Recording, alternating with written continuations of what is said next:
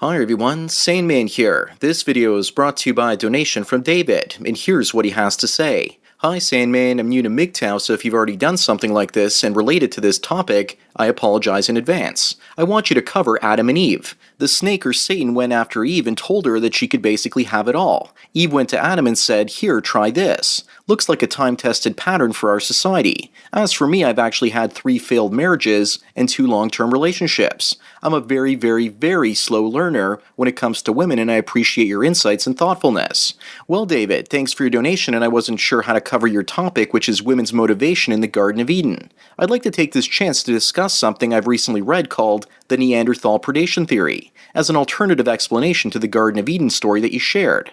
Satan told women they could have it all, and women seem to have believed it. Well, women wanted the beta males to raise their children, while the alphas take them into ecstasy. They wanted it all, and I want to make the case that at one point in history, women probably did have it all back around 55,000 years ago.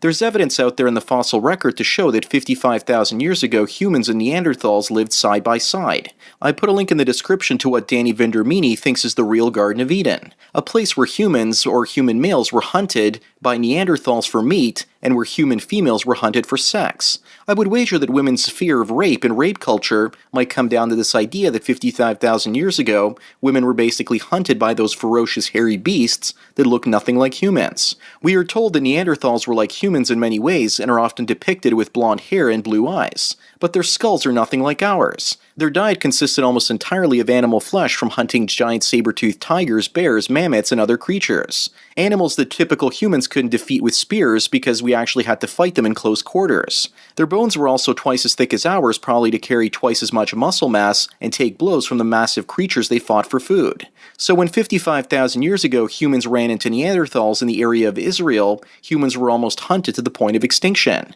Apparently, according to this theory, there was a bottleneck and only about 50 humans remained because the rest were hunted and eaten by creatures that probably look more like wolves with knives. This theory could also explain why humans are scared of creatures like King Kong, werewolves, Bigfoot in the dark, because we're most likely evolved to be afraid of creatures coming out from the dark to eat us. Neanderthals were supposedly nocturnal creatures, so humans had no chance. What saved us was the invention of the bow and arrow so we could kill the Neanderthals at a distance, because at close quarters we would lose and end up becoming their next meal. They were the apex predators that evolved from omnivores to carnivores and were cannibals and didn't actually bury their dead in rituals, but instead probably ate them. We see that from the evidence in their caves. The only way they could support their brains, which are slightly larger than human brains in a climate with very few edible plants, was to eat protein. All of the European caves we find them in have tons of bones piled up because their diet was so meat-based, including humans. So how did humans survive if we couldn't see in the dark, and werewolf-like creatures came out in the middle of the night to hunt us and eat us? Well, I think that's probably one of the reasons that dogs were domesticated, because they can see in the dark, and could probably smell and hear the Neanderthals coming, so men could prepare the bow and arrows in defense. As humans, we are scared in the dark even when we're in groups. New archaeological evidence shows that man's best friend might have split from wolves roughly 27,000 to 40,000 years ago, but no one knows for sure, and I think dogs were actually our eyes in the dark. As for the Neanderthal, he probably looked more like this, covered in thick hair, and probably looked more like Bigfoot than a modern man. Neanderthals never crafted clothing, yet they hunted woolly mammoths covered in hair and other dark-haired beasts. We don't know the shape of the Neanderthal's nose, and we actually don't know if they had hair all over their bodies. We give them human features when they weren't even human. As for how women responded to these beastly man creatures, imagine you're a woman with 2 different types of males chasing you and giving you sexual attention. So I believe that women were probably turned on by both. So with regards to evolution, the females that could adopt to being forcibly taken by Neanderthal brutes were at an evolutionary advantage because if the Neanderthal didn't like them in the sack, he would kill them and eat them.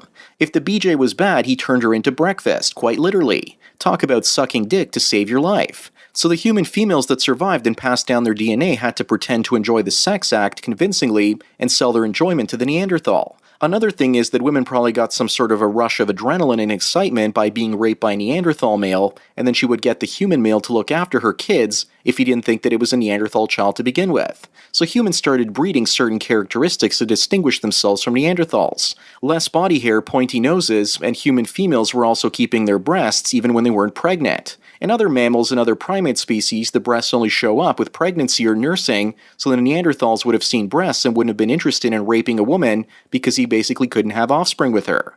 Females in other primate species you could visually see when they're ovulating because their butts change color, telling the males it's time to sow his seed. With human females, you don't know. The human male's sex drive also had to rise so he could constantly want sex in order to impregnate women and to compete with the physically alpha male Neanderthals. But at the end of the day, the human beta males with their smaller bodies triumphed because we were smarter, hornier, and had the bow and arrow. The same is going to happen this time with sex robots and artificial wombs. Those coming technologies are the modern-day equivalent of projectile spears and the bow and arrow. It didn't actually matter that the Neanderthals were twice as strong. The human males felt the evolutionary pressure to adapt and develop superior technology to survive. That's what we are seeing with nerdy or geeky guys developing technology today and getting rich while the so-called alphas don't actually have the brains to pull it off anymore. The betas have now become the new alphas. I don't care what people say about the evolutionary beginnings of humans in Africa. I think there's some truth in this idea that humans evolved into what we are today because of the pressure put on us being Neanderthals. Another adaptation women used to keep the Neanderthals away, supposedly, are natural fragrances like perfume. Women used perfumes and bathed themselves to cover their scent so the raping Neanderthal men didn't show up and rape them, and that's probably where humanity's obsession with cleanliness comes from. There's also talk that this theory also helped to create romantic love so that men could become even more disposable and protective when the Neanderthals came around. With regards to women loving men differently, as I mentioned in previous videos, women don't love men because loving someone means being satisfied to not look elsewhere, and we all know that women are always looking elsewhere for a new mate, especially when they're in long-term relationships.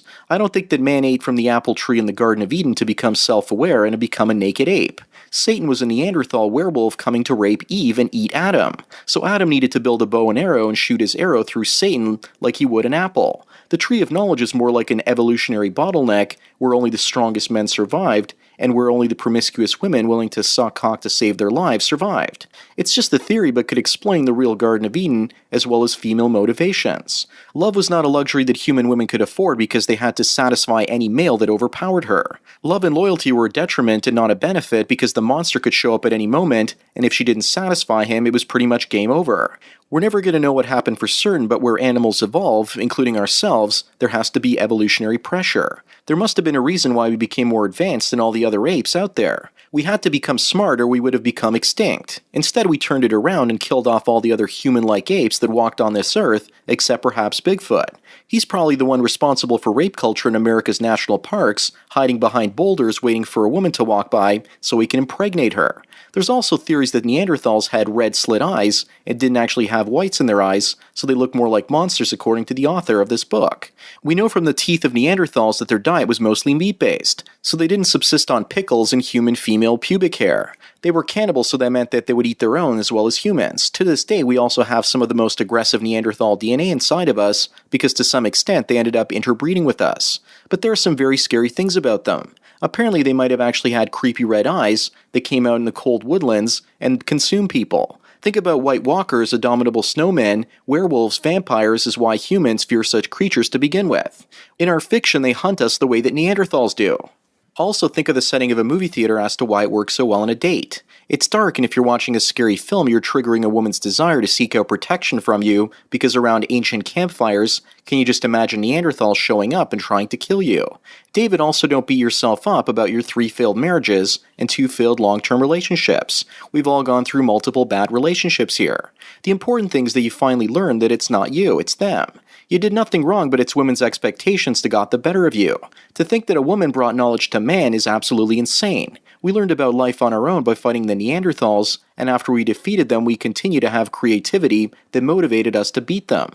For women, on the other hand, Neanderthals gave them big round breasts to break their backs and give them a sense of wanting a bad boy and a beta male at the same time. They're quite versatile as a result in relationships because they had to know instinctively how to cater to each type of guy. Maybe this year for Halloween you can dress up like a newly reimagined version of a Neanderthal and scare the shit out of women, and they will have no idea why they're bending to your will. George Lucas, when he was making The Phantom Menace, went around the world looking at mythology and trying to find the archetypal image that scares people in almost every single culture. And that's why he put Darth Maul in as the bad guy with big red eyes. A guy dressed in black with red on his face that evokes the image of a reimagined Neanderthal man, covered in thick black fur with red eyes. Nothing scares us as much as red eyes looking at us from the darkness, it seems. If anyone has any information to disprove this Neanderthal theory, I'd love to hear it. But it's rather amazing and interesting to think that we are a highly sexualized species without hair, and our females have boobs, because we had to basically keep the Neanderthal men away. Apparently those 50 or so humans that survived the bottleneck had all the best qualities concentrated in our DNA. Also, when you look at chimps and other primate species, they seem to have a lot more genetic diversity than we do. So this also seems to support this theory. Anyways, that's all I've got to say for today. Thanks again, David, for your donation as well as your topic. The story of David versus Goliath could also be interpreted as the battle between David, a human, and Goliath, a massively strong man-like creature. Also, don't forget to smash the like button and check out the MGTOW mystery link. As for everyone else out there, please follow me on Twitter or like me on Facebook to get tomorrow's video today. Thanks for taking your daily dose of red pills. And remember, a red pill a day keeps the cannibal Neanderthal rape culture away. So enjoy the rest of your day, and cheers.